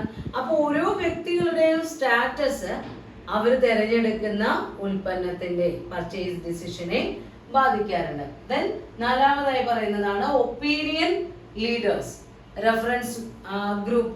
അതായത് നമ്മളുടെ ഏത് ഫാക്ടറില്, സോഷ്യൽ ഫാക്ടറിൽ വരുന്ന അടുത്ത ഫാക്ടർ ആണ് ഒപ്പീനിയൻ ലീഡേഴ്സ്. നമ്മളുടെ ഒരു ഡിസിഷനെ അല്ലെങ്കിൽ നമ്മളുടെ അഭിപ്രായത്തിനെ സ്വാധീനിക്കുന്ന ഒരുപാട് വ്യക്തികൾ ഉണ്ടാവും. നമ്മുടെ കൂട്ടുകാര്, നമ്മുടെ ബ്രദേഴ്സോ ഏട്ടന്മാരോ സുഹൃത്തുക്കളോ അല്ലെങ്കിൽ നമ്മുടെ ജോലിയിലുള്ള സീനിയേഴ്സോ, അങ്ങനെയുള്ള ഒരുപാട് വ്യക്തികൾ. ഇപ്പോൾ നമ്മൾ ഒരു ഷൂ വാങ്ങിക്കാൻ പോവാണ്, നമ്മൾക്ക് ഒരു ബ്രാൻഡ് ഇഷ്ടപ്പെട്ടു. അപ്പൊ അത് വാങ്ങിക്കുമ്പോൾ അവിടെയുള്ള സെയിൽസ്മാൻ നമ്മളോട് പറയാണ്, ആ ഷൂ നിങ്ങൾക്ക് വെള്ളം നനയ്ക്കാൻ പറ്റില്ല കേട്ടോ, നിങ്ങൾക്ക് ഓർഡിനറി യൂസിനാണെങ്കിൽ വാഷബിൾ ആയ ഷൂ വേറെയുണ്ട്. അയാളൊരു അഭിപ്രായം പറഞ്ഞു. അപ്പൊ നമ്മൾക്കും അത് താല്പര്യമായി. നമ്മൾക്ക് ഓർഡിനറി യൂസേജിനുള്ളതാണ്, വാഷബിൾ ആണ് വേണ്ടത്. അപ്പൊ നമ്മൾ തെരഞ്ഞെടുത്ത ആ പ്രൊഡക്റ്റ് അവിടെ മാറ്റി വെച്ച് അത് വാങ്ങാതെ നമ്മൾ അദ്ദേഹത്തിന്റെ അഭിപ്രായം അനുസരിച്ച് വാഷബിൾ ഷൂ വാങ്ങിയെന്ന് വരാം. അപ്പൊ അവിടെ ആ ഒരു വ്യക്തിയുടെ ഒരു ഒപ്പീനിയൻ ആണ് നമ്മളെ സ്വാധീനിച്ചത്. അങ്ങനെ ചില ആളുകളുടെ അഭിപ്രായ പ്രകാരം നമ്മളുടെ പർച്ചേസിംഗ് ഡിസിഷനിൽ വ്യത്യാസങ്ങൾ ഉണ്ടാവാറുണ്ട്. അങ്ങനെയുള്ള ഗ്രൂപ്പിനെയാണ് നമ്മൾ എന്ത് പറയുന്നത്?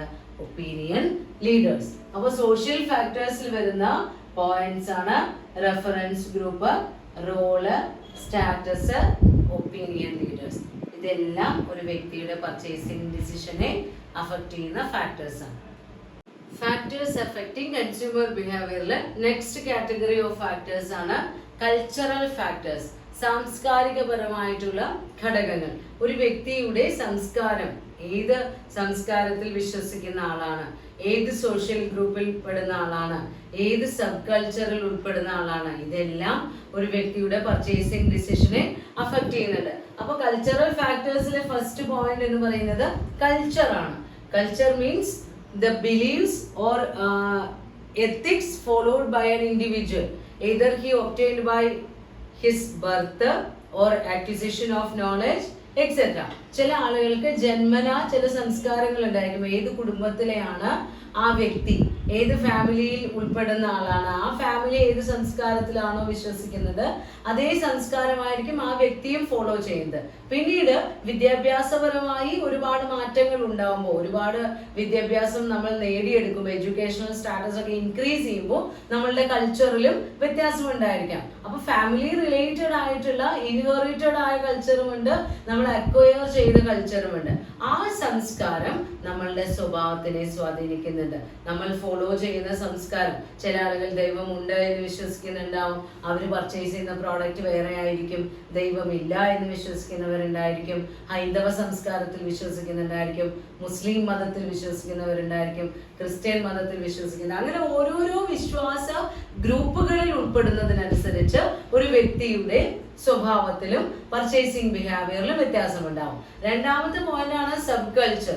ഒരു സംസ്കാരത്തിന്റെ ഭാഗമായി ഉപസംസ്കാരങ്ങൾ ഉണ്ടാവാറുണ്ട്. ഇപ്പൊ ഹിന്ദു റിലീജിയനിൽ വിശ്വസിക്കുന്ന ആളായിരിക്കാം, ആ ഹൈന്ദവരിൽ തന്നെ അല്ലെങ്കിൽ ഹിന്ദുക്കളിൽ തന്നെ ബ്രാഹ്മണന്മാര്, ക്ഷത്രിയന്മാര്, നായർമാര്, താഴ്ന്ന ജാതിയിലുള്ളവര്, അങ്ങനെ ഒരുപാട് ഉപവിഭാഗങ്ങൾ വീണ്ടുമുണ്ട്. അവരുടെ ഇടയിൽ ഫോളോവിങ്സിൽ വ്യത്യാസമുണ്ട്. അവരുടെ വിശ്വാസങ്ങൾ മാറുമ്പോൾ, സംസ്കാരം മാറുമ്പോൾ അവരുടെ പർച്ചേസിംഗ് ഡിസിഷനിലും പർച്ചേസിംഗ് ബിഹേവിയറിലും വ്യത്യാസം വരാനുണ്ട്. ദെൻ സോഷ്യൽ ക്ലാസ് എന്ന് പറയുമ്പോൾ ഏത് സോഷ്യൽ ക്ലാസ്സിലാണ് നമ്മൾ ഉൾപ്പെട്ടിട്ടുള്ളത്? പ്രധാനമായും 3 തട്ടുകളാണ് ഒരു സമൂഹത്തിൽ നമ്മൾ പറയാറുള്ളത്. Upper class, middle class, lower class. ഈ 3 തട്ടുകളെയും വീണ്ടും 2ആയി ഡിവൈഡ് ചെയ്യുന്നുണ്ട്. Upper class, lower upper class, upper middle class, lower middle class, upper lower class, lower class. ഈ കാറ്റഗറിയിൽ ഉൾപ്പെടുന്നതിനനുസരിച്ച് ഇതിലെ ഏത് സോഷ്യൽ കാറ്റഗറിയിലാണ് നമ്മൾ ഇൻക്ലൂഡഡ് ആയിട്ടുള്ളത്, അത് നമ്മളുടെ സ്വഭാവത്തിനെ സ്വാധീനിക്കും, അല്ലെങ്കിൽ പർച്ചേസിംഗ് ബിഹേവിയറിനെ സ്വാധീനിക്കും. ഉദാഹരണമായി പറയുകയാണെങ്കിൽ അപ്പർ ക്ലാസ് എന്ന് പറഞ്ഞു കഴിഞ്ഞാൽ ഏറ്റവും ഉന്നത കുലജാതരാണ്. അവർ ജനിക്കുമ്പോൾ തന്നെ കോടീശ്വരന്മാരായിട്ടാണ് ജനിക്കുന്നത്. രാജവംശങ്ങളിലോ പ്രഭുക്കളുടെ വംശങ്ങളിലോ തലമുറകളായി ഏറ്റവും ഹൈ സൊസൈറ്റിയിലാണ് അവര് ഉൾപ്പെട്ടിട്ടുണ്ടായിരിക്കുക. അപ്പൊ അവർക്ക് വേണ്ടി അവർ വീണ്ടും സമ്പാദിക്കുകയോ അല്ലെങ്കിൽ അവർക്ക് ജീവിക്കാൻ വേണ്ടി കഷ്ടപ്പെടുകയോ ഒന്നും വേണ്ട. അവരുടെ തലമുറയിലുള്ള ആളുകളുടെ പർച്ചേസിംഗ് ബിഹേവിയർ എന്ന് പറയുന്നത് കൊട്ടാരങ്ങൾ വാങ്ങിക്കൂട്ടുക, എസ്റ്റേറ്റുകൾ വാങ്ങിക്കൂട്ടുക. കാരണം നിധികളെ പോലെ സമ്പാദ്യശേഖരമുള്ള ആളുകളായിരിക്കും അപ്പർ ക്ലാസ്. എന്നാൽ ലോവർ അപ്പർ ക്ലാസ് ഉണ്ട്, അവരും ഉന്നത കുല ശ്രേഷ്ഠരായി വരുന്നവർ തന്നെയാണ്. പക്ഷെ പാരമ്പര്യത്തിലൂടെ നേടിയെടുത്തതൊന്നും ആയിരിക്കില്ല. ചിലപ്പോൾ നല്ല ബിസിനസ്സുകാരായിട്ടോ നല്ലൊരു ജോലി ലഭിച്ചിട്ടോ അല്ലെങ്കിൽ ഏതെങ്കിലും നല്ല രീതിയിലുള്ള പ്രവർത്തനങ്ങളിൽ ഏർപ്പെട്ടിട്ടോ ഒക്കെ ഉന്നത റേഞ്ചിലെത്തിയ ആളുകൾ ഉണ്ടായിരിക്കും. ഇപ്പൊ നമ്മൾക്ക് ടാറ്റ, നമ്മളുടെ ബിസിനസ്സുകാരനായിട്ടുള്ള രത്തൻ ടാറ്റ, അദ്ദേഹത്തിന്റെ ഹിസ്റ്ററി നമ്മൾക്ക് അറിയാവുന്നതാണ്. അദ്ദേഹം എത്രയോ കോടീശ്വരനായി മാറിയിട്ടുണ്ട്. പക്ഷെ വളരെ മിഡിൽ ക്ലാസ് ലെവലിൽ നിന്ന് ഉയർന്നു വന്ന ആളാണ്. അങ്ങനെയുള്ള ആളുകളാണ് ലോവർ അപ്പർ ക്ലാസ്. അവർക്ക് എല്ലാ സൗകര്യങ്ങളും ഉണ്ടാവും, പക്ഷെ അവരത് സെൽഫ് ഏൺഡ് ആയിരിക്കും. അവരുടെ പ്രത്യേകത, അവരുടെ ഒരു പർച്ചേസിംഗ് പാറ്റേൺ എന്ന് പറയുന്നത് ഇതേപോലെ ബംഗ്ലാവുകൾ, പണ്ട് ആദ്യത്തെ കാറ്റഗറിയിൽ വന്ന വലിയ വലിയ മഹലുകളും കൊട്ടാരങ്ങളും ഒക്കെയാണ്. ഇതും ബംഗ്ലാവുകൾ, പക്ഷെ ആദ്യത്തെ കാറ്റഗറിയിൽ അത്ര ഉണ്ടായിരിക്കില്ല. ദെൻ ജീവിതത്തിന് ആവശ്യമായിട്ടുള്ള ലക്ഷറിയസ് ആയിട്ടുള്ള കാറുകള്, അങ്ങനെയുള്ള കാര്യങ്ങളൊക്കെ വാങ്ങിക്കുന്നതിലായിരിക്കും ലോവർ അപ്പർ ക്ലാസ്. പിന്നെ മിഡിൽ ക്ലാസ്സിലുണ്ട് അപ്പർ ഗ്രൂപ്പ്, ലോവർ ഗ്രൂപ്പും. അപ്പർ ഗ്രൂപ്പ് എന്ന് പറഞ്ഞു കഴിഞ്ഞാൽ ഇതേപോലെ നല്ല ജോലിയുള്ള, നല്ല സ്റ്റാൻഡേർഡ് ആയി ജീവിക്കുന്ന, പെർമനന്റ് ആയിട്ടുള്ള അസറ്റ്സ് ഒക്കെ വാങ്ങാൻ കഴിവുള്ള മിഡിൽ ക്ലാസ് ഗ്രൂപ്പ്. മിഡിൽ ക്ലാസ്സിലെ ലോവർ കാറ്റഗറി എന്ന് പറയുന്നത് അവർക്ക് ഡെയിലി ലൈഫിന് ആവശ്യമായിട്ടുള്ള നെസസറീസ് വാങ്ങാനുള്ള വരുമാനമൊക്കെ ഉണ്ടാവും. ജോലി ഉണ്ടാവും, ശമ്പളം ഉണ്ടാവും, അത്യാവശ്യം നന്നായി ജീവിക്കുന്നുണ്ടാവും. പക്ഷെ ഒരുപാട് ആഡംബരങ്ങളൊന്നും കാണിക്കാനുള്ള വരുമാനം അവർക്കുണ്ടായിരിക്കില്ല. ദെൻ ലോവർ ക്ലാസ്സിലെ 2 കാറ്റഗറി എന്ന് പറയുന്നത് ഒരു അപ്പർ ലോവർ കാറ്റഗറിയും ലോവർ കാറ്റഗറിയും. അപ്പർ ലോവർ കാറ്റഗറി എന്ന് പറഞ്ഞു കഴിഞ്ഞാൽ അവർക്കൊന്നുമില്ല, ജോലിക്ക് പോവാൻ റെഡിയായ മനസ്സുണ്ടായിരിക്കും. ചില സമയങ്ങളിൽ അവർക്ക് ജോലി ഉണ്ടാവും, ജോലിയുള്ള സമയത്ത് വരുമാനം ഉണ്ടാവും, അപ്പൊ അവർ അത്യാവശ്യം നന്നായി ജീവിക്കും. ലോവർ ക്ലാസ് എന്ന് പറയുമ്പോൾ അവർക്ക് ജോലി ഉണ്ടാവില്ല, വിദ്യാഭ്യാസം ഉണ്ടാവില്ല, വീടും ഉണ്ടാവില്ല.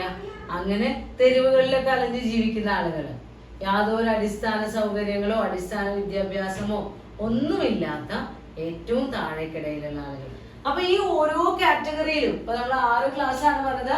Upper class, upper lower class, upper middle, upper lower. ഈ ഏത് കാറ്റഗറിയിലാണോ, ഈ 6 സോഷ്യൽ ക്ലാസ്സുകളിൽ ഏത് കാറ്റഗറിയിലാണോ ഈ കൺസ്യൂമർ ഉൾപ്പെട്ടിട്ടുള്ളത്, ആ കാറ്റഗറിക്കാരുടെ തരത്തിലുള്ള പർച്ചേസിംഗ് പാറ്റേൺ ആയിരിക്കും അദ്ദേഹത്തിന്റെ. ഇപ്പോൾ അപ്പറിലൊക്കെ ആണെങ്കിൽ അവർ പ്രീമിയം ക്വാളിറ്റി പ്രോഡക്ട്സേ ഉപയോഗിക്കുന്നുണ്ടായിരിക്കും. എല്ലാം വില കൂടിയ വസ്തുക്കൾ, വാഹനങ്ങളാണെങ്കിലും വീടുകളുടെ കാര്യത്തിൽ നമ്മൾ പറഞ്ഞു കൊട്ടാരങ്ങളാണ് അവർ വാങ്ങിക്കുന്നത്. അപ്പൊ അത്രയും ഫെസിലിറ്റി ഉണ്ടാവും, ഒരുപാട് ജോലിക്കാരുണ്ടാവും. അങ്ങനെ ഒരു നല്ല സുപ്രീം ലെവൽ ലൈഫ് ജീവിക്കുന്ന ആളുകളായിരിക്കും. മോസ്റ്റ് ലക്ഷറിയസ് പ്രോഡക്റ്റ് പർച്ചേസ് ചെയ്യുന്ന ബിഹേവിയർ ആവും അവർക്കുള്ളത്. അതേസമയം അതേ സമൂഹത്തിൽ ജീവിക്കുന്നവരാണ് ഈ ലോവർ കാറ്റഗറിയിലുള്ളവരും. അവർക്ക് സ്വപ്നം കാണാനെങ്കിലും കഴിയും ഒരു ലക്ഷറിയസ് വെഹിക്കിളൊക്കെ ഇല്ല. അപ്പോൾ ഏത് കാറ്റഗറിയിലാണോ ഒരു കൺസ്യൂമർ ഉൾപ്പെടുന്നത്, ആ സോഷ്യൽ ക്ലാസ്സും അദ്ദേഹത്തിന്റെ ജീവിതത്തെ സ്വാധീനിക്കുന്നുണ്ട്. ദെൻ ലാസ്റ്റിൽ ഒരു ഹെഡിങ് നമ്മൾ ആ ഡയഗ്രാം പോലെയുള്ളതിൽ പറഞ്ഞിരുന്നു, ഇക്കണോമിക് ഫാക്ടേഴ്സ്, സാമ്പത്തികപരമായിട്ടുള്ള ഘടകങ്ങൾ. ഇക്കണോമിക് ഫാക്ടേഴ്സ് നിങ്ങളുടെ ടെക്സ്റ്റിൽ അതിന് സബ് പോയിന്റുകളായി അധികം എക്സ്പ്ലനേഷൻ ഒന്നുമില്ല. പക്ഷെ ഇതിൽ വരുന്ന കാറ്റഗറി എന്ന് പറയുന്നത്, ഒന്ന് പേഴ്സണൽ ഇൻകം, രണ്ട് ഫാമിലി ഇൻകം, മൂന്ന് ഡിസ്പോസിബിൾ ഇൻകം. മൂന്നും ഇൻകം ആണ്. പേഴ്സണൽ ഇൻകം എന്ന് പറഞ്ഞു കഴിഞ്ഞാൽ ഒരു വ്യക്തി അദ്ദേഹത്തിന്റെ തൊഴിലിലൂടെ അല്ലെങ്കിൽ അദ്ദേഹം സ്വയം സമ്പാദിച്ചെടുക്കുന്ന ഇൻകം ആണ് പേഴ്സണൽ ഇൻകം. അത് നമ്മളുടെ പർച്ചേസിങ് ബിഹേവിയറിനെ ബാധിക്കും. നമ്മുടെ പേഴ്സന്റെ കന അനുസരിച്ചാണ് നമ്മൾ വാങ്ങിക്കുന്ന പ്രോഡക്റ്റ്, നമ്മൾ ചൂസ് ചെയ്യുന്ന പ്രോഡക്റ്റ് ഉണ്ടായിരിക്കുക. നമ്മൾക്ക് എത്രമാത്രം പേയിങ് കപ്പാസിറ്റി ഉണ്ടോ അത്രയും നല്ല ക്വാളിറ്റിയുള്ള വില കൂടിയ പ്രോഡക്റ്റ് നമുക്ക് വാങ്ങി ഉപയോഗിക്കാം. ഇനി ഫാമിലി ഇൻകം എന്ന് പറഞ്ഞു കഴിഞ്ഞാൽ ചില കുടുംബങ്ങളില് കുടുംബക്കാരായി പണക്കാരായിട്ടുള്ള ആൾക്കാരുണ്ടാവും. അപ്പൊ അവിടെ ഒരു വ്യക്തിക്ക് ജോലി ഇല്ലെങ്കിലും അദ്ദേഹം ഉപയോഗിക്കുന്ന എല്ലാ പ്രോഡക്ട്സ് നല്ല ക്ലാസ് പ്രോഡക്ട്സ് ആയിരിക്കും. കാരണം വീട്ടുകാർ വാങ്ങിച്ചു കൊടുക്കുന്നതാണ്. അപ്പോ ഫാമിലിയിൽ ഇൻകം ഉണ്ടെങ്കിലും പർച്ചേസിൽ നമ്മൾക്ക് നല്ല രീതിയിലുള്ള പർച്ചേസിങ് ബിഹേവിയർ പ്രദർശിപ്പിക്കാൻ കഴിയും. ദെൻ ലാസ്റ്റിൽ വരുന്നത് ഡിസ്പോസിബിൾ ഇൻകം ആണ്. ഒരു വ്യക്തിയുടെ ടോട്ടൽ ഇൻകത്തിന്റെ ഒരു ഭാഗം അദ്ദേഹം സേവിങ്സ് ആയി നീക്കി വെക്കും. ഒരു ഭാഗത്തിൽ നിന്നാണ് നമ്മൾ ചെലവാക്കാനായിട്ട് disposable income, income for expenses, ചെലവുകൾക്ക് വേണ്ടി നീക്കി വെക്കുന്നത്. അപ്പോൾ ഈ ഡിസ്പോസിബിൾ ഇൻകം എത്ര രൂപയുണ്ടോ, 50,000 രൂപ ഡിസ്പോസിബിൾ ഇൻകം ഉള്ള ഒരു വ്യക്തിയുടെ പർച്ചേസിംഗ് പാറ്റേണും 500 രൂപ ഡിസ്പോസിബിൾ ഇൻകം ഉള്ള വ്യക്തിയുടെ പാറ്റേണും വ്യത്യാസം ഉണ്ടായിരിക്കും. അപ്പോൾ personal income, family income, disposable income, ഇതൊക്കെയാണ് നമ്മളുടെ ഇക്കണോമിക് ഫാക്ടേഴ്സിൽ വരെ സാമ്പത്തികപരമായിട്ടുള്ള ഘടകങ്ങൾ. അപ്പൊ നോർമലി ഒരു എസ്സേക്ക് പ്രതീക്ഷിക്കാൻ പറ്റുന്ന ഒരു ക്വസ്റ്റ്യൻ ആണ്, what are the factors affecting consumer behaviour. അപ്പൊ അതില് ഏതൊക്കെ കാറ്റഗറിയാണ് നമ്മൾ നോക്കിക്കഴിഞ്ഞത്? Psychological factors, personal factors, social factors, cultural factors and also economic factors. ഇത്രയും ഘടകങ്ങൾ ഒരു വ്യക്തിയുടെ പർച്ചേസിംഗ് ഡിസിഷനെ അഫക്റ്റ് ചെയ്യുന്നു. Next topic, stages of consumer buying decision process. ഒരു കൺസ്യൂമർ ഏതെങ്കിലും ഒരു പ്രൊഡക്റ്റോ സർവീസോ വാങ്ങണോ വേണ്ടയോ, അത് ഏത് മോഡലിലുള്ളത് വാങ്ങണം, എപ്പോൾ വാങ്ങണം, എത്ര വിലക്കുള്ളത് വാങ്ങണം, ഇതെല്ലാം തീരുമാനിക്കുന്നതാണ് ബൈയിങ് ഡിസിഷൻ എന്ന് നമ്മൾ പറഞ്ഞു. ആ ബൈയിങ് ഡിസിഷൻ എടുക്കുന്ന പ്രോസസ്സിന്റെ വിവിധ ഘട്ടങ്ങൾ ഏതൊക്കെയാണ്? അതിൽ ഫസ്റ്റ് ഫേസ് എന്ന് പറയുന്നത് നീഡ് റെക്കഗ്നീഷൻ ആണ്. First of all, a consumer have to realise about the unsatisfied need.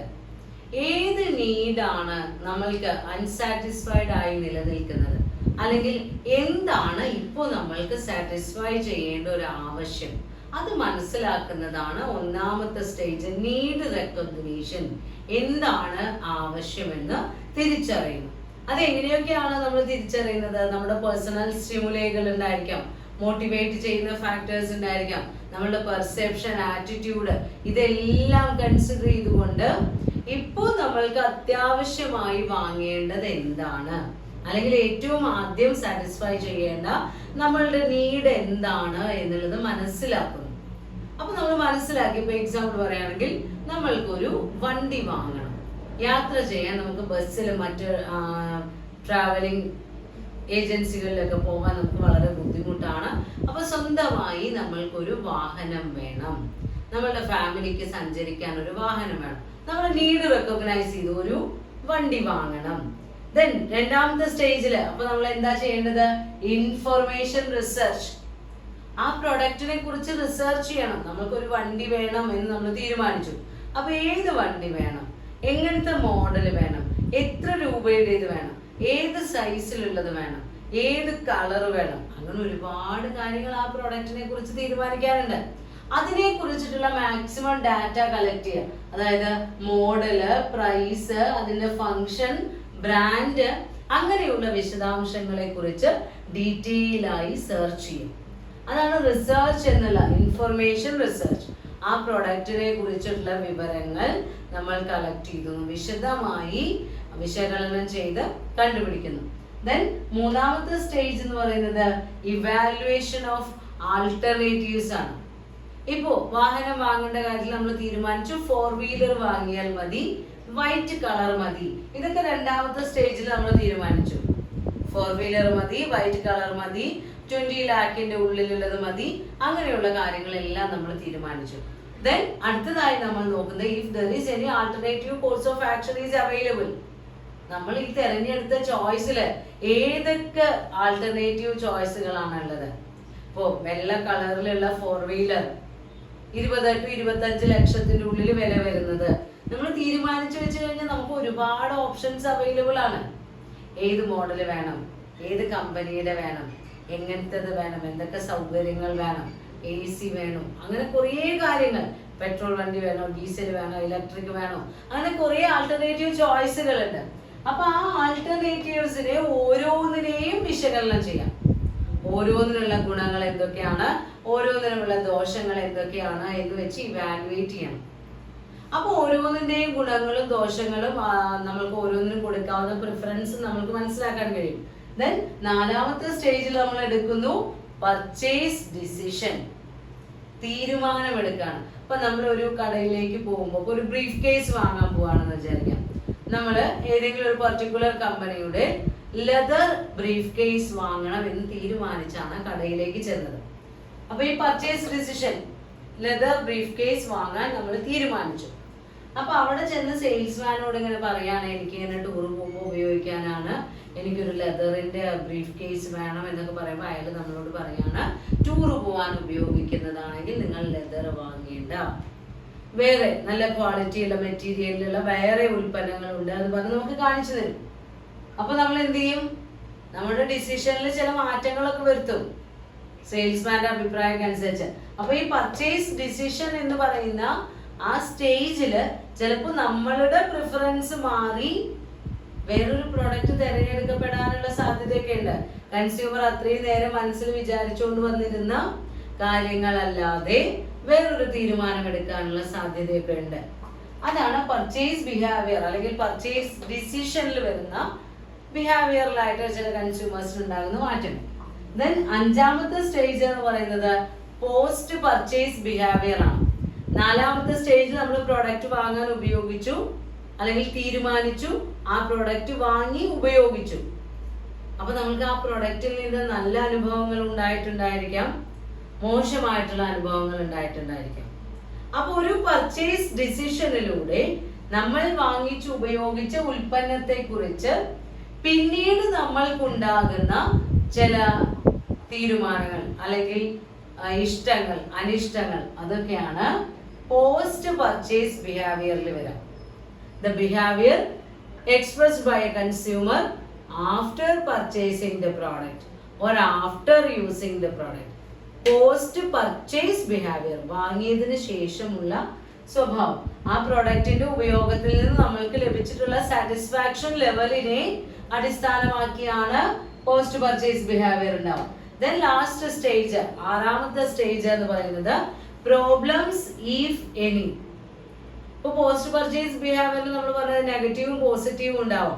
ചിലപ്പോൾ നമ്മൾക്ക് ഉൽപ്പന്നങ്ങൾ ഉപയോഗിച്ച് നല്ല അനുഭവം ഉണ്ടായിട്ടുണ്ടാവാം, ചില സമയത്ത് മോശം അനുഭവങ്ങളും ഉണ്ടായിട്ടുണ്ടാവും. അതിനനുസരിച്ച് നമ്മൾ റിയാക്ട് ചെയ്യും. അപ്പൊ നമ്മൾക്ക് എന്തെങ്കിലും അപകടമൊക്കെ സംഭവിച്ചിട്ടുണ്ടെങ്കിൽ നമുക്ക് എന്ത് ചെയ്യാം, കൺസ്യൂമർ കോർട്ടിലൊക്കെ പോയി പരാതി കൊടുക്കാം. അപ്പൊ എന്തെങ്കിലും പ്രോബ്ലം ഉണ്ടെങ്കിൽ, ഈ പ്രോഡക്റ്റ് വാങ്ങി ഉപയോഗിച്ചതിലൂടെ നമ്മൾക്ക് എന്തെങ്കിലും പ്രോബ്ലംസ് ഉണ്ടെങ്കിൽ അതിന് സൊല്യൂഷൻസ് തേടുന്ന സ്റ്റേജ് ആണ് ലാസ്റ്റ് സ്റ്റേജ്. അപ്പോൾ പർച്ചേസ് ഡിസിഷൻ പ്രോസസ്സിൽ വരുന്നത് ആദ്യം need recognition, information research, evaluation of alternatives, purchase decision, post purchase behaviour and last one problems if any. എന്തെങ്കിലും പ്രശ്നങ്ങൾ ഉണ്ടെങ്കിൽ നമ്മൾക്ക് അതിന് പരിഹാരം കാണാൻ കഴിയും. റീറ്റെയിൽ കൺസ്യൂമറിൽ ഇനി നമ്മൾ നോക്കാൻ പോകുന്ന topic influence of situational variables on shopping behaviour. ഒരു കൺസ്യൂമർ ഒരു പർട്ടിക്കുലർ ഷോപ്പിൽ എത്തിക്കഴിഞ്ഞ് അല്ലെങ്കിൽ അദ്ദേഹം ഒരു പ്രോഡക്റ്റ് വാങ്ങാൻ തീരുമാനിച്ച് ആ ഒരു ലൊക്കേഷനിൽ എത്തുമ്പോൾ ആ സിറ്റുവേഷൻ അദ്ദേഹത്തിനെ എങ്ങനെ ബാധിക്കുന്നു, അദ്ദേഹത്തിന്റെ പർച്ചേസിങ് ഡിസിഷനെ ഏത് രീതിയിലാണ് അഫക്റ്റ് ചെയ്യുന്നത്. അപ്പൊ ആ ഒരു കടയുടെ ലൊക്കേഷൻ ആയിരിക്കാം, അല്ലെങ്കിൽ ആ കടയിലുള്ള ആളുകളുടെ പെരുമാറ്റമായിരിക്കാം, ആ ഒരു പ്രൊഡക്റ്റിന്റെ ഡിസ്പ്ലേ സെറ്റിംഗ്സ് ആയിരിക്കാം, ഇതെല്ലാം പർച്ചേസ് ഡിസിഷനെ അഫക്റ്റ് ചെയ്യും. ഇപ്പൊ മെയിൻ ആയിട്ട് അതിൽ പറയുന്ന കാര്യങ്ങൾ ഒന്ന് physical setting, then social setting, temporal setting, task definition, ഇവയൊക്കെയാണ്. അപ്പൊ ഒരു പർട്ടിക്കുലർ ഷോപ്പില് ഒരു പ്രോഡക്റ്റ് വാങ്ങിക്കാൻ വേണ്ടി നമ്മൾ എത്തുന്ന സമയത്ത് ചിലപ്പോൾ നമ്മൾ ഒറ്റയ്ക്കായിരിക്കാം പോകുന്നത്, ചിലപ്പോൾ നമ്മുടെ ഫ്രണ്ട്സിന്റെ കൂടെ ആയിരിക്കാം.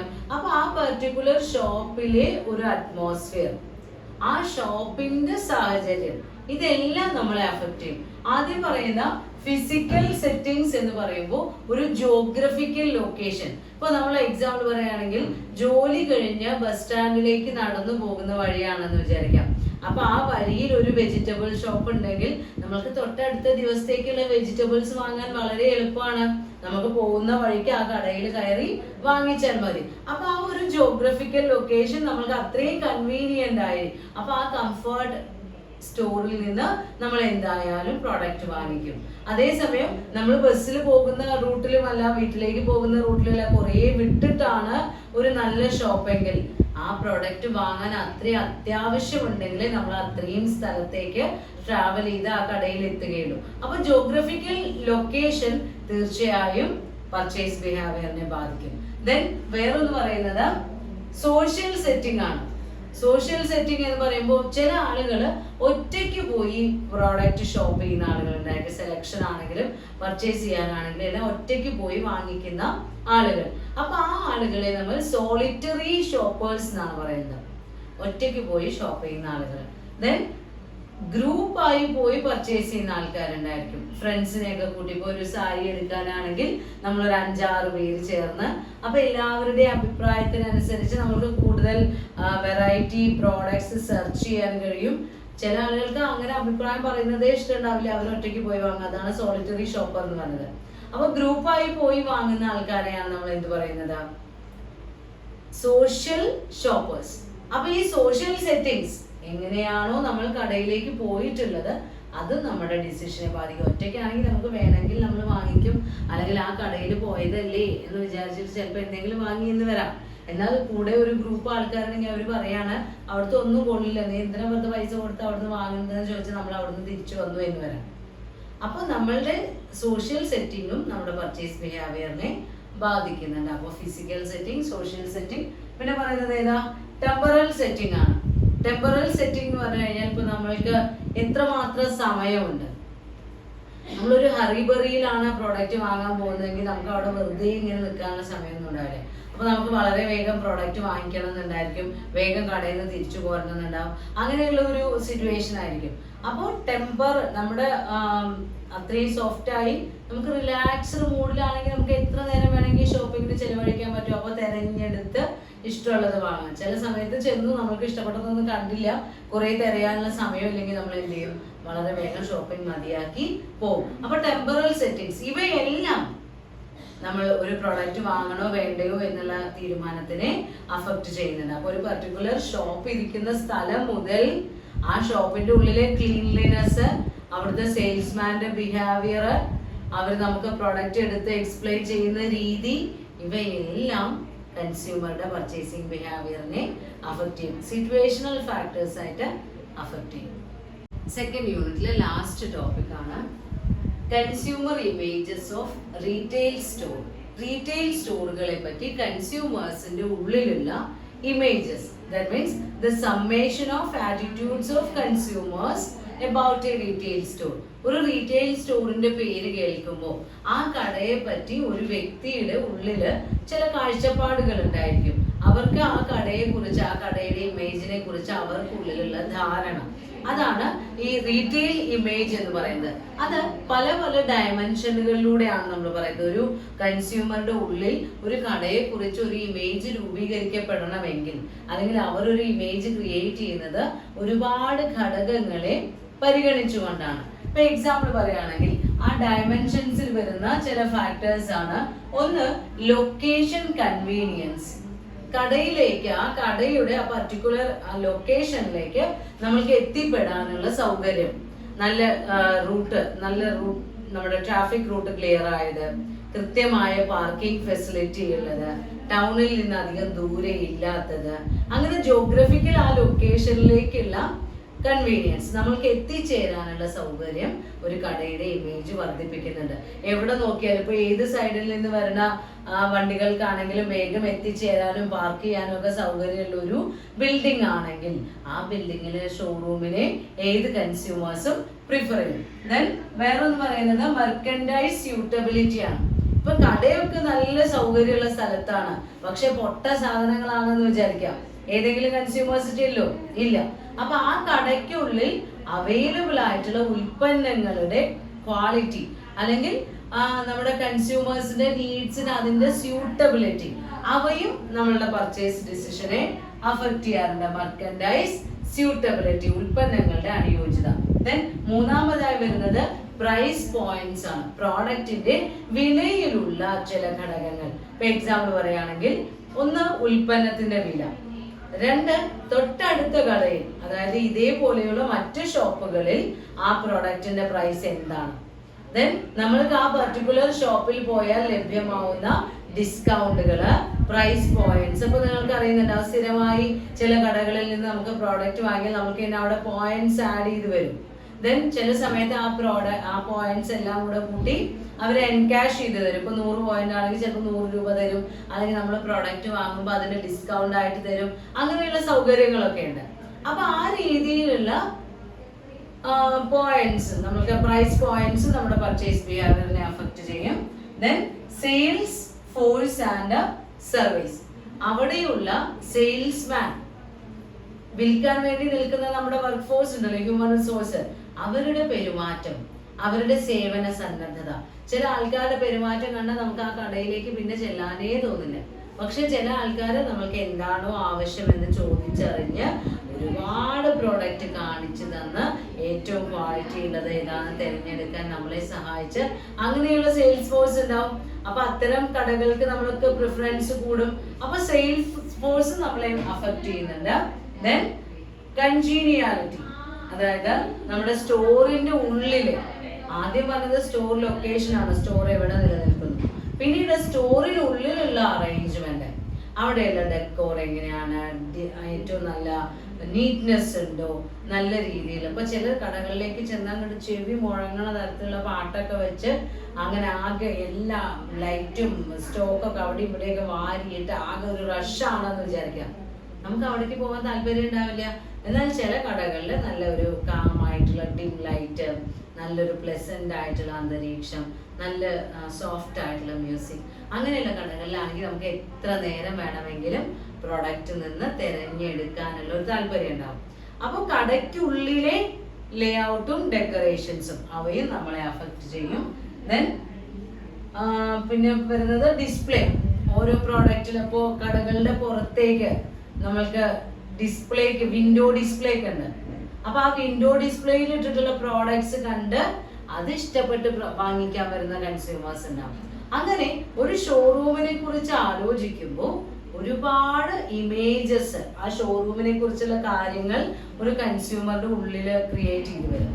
ആ ഉള്ളിലുള്ള എല്ലാ ഇമേജും കൂടി ചേർന്നാണ് ആ പ്രോഡക്റ്റ്, ആ ഉൽപ്പന്നത്തെ കുറിച്ചും ആ ഷോപ്പിനെ കുറിച്ചും നമ്മൾക്കൊരു റിയൽ ഇമേജ് ക്രിയേറ്റ് ചെയ്യുന്നത്. അതാണ് റീറ്റെയിൽ ഇമേജ് എന്ന് നമ്മൾ പറയുന്നത്. പിന്നെ ഇന്നത്തെ കാലത്ത് ഓൺലൈൻ മാർക്കറ്റിംഗ് ആൻഡ് സെല്ലിംഗ് വളരെയധികം പുരോഗമിച്ചുകൊണ്ടിരിക്കുകയാണ്.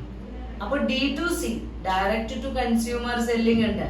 അതേപോലെ തന്നെ ഇ കൊമേഴ്സിന്റെ ടെക്നിക്കുകൾ, ഇവയുടെ എല്ലാം അതിപ്രസരം കാരണം റീറ്റെയിലിങ്ങില് പുതിയ പുതിയ ട്രെൻഡുകൾ വന്നുകൊണ്ടിരിക്കുകയാണ്. കൺസ്യൂമേഴ്സിന് കടയിലേക്ക് പോവേണ്ട ആവശ്യം തന്നെ ഇല്ല.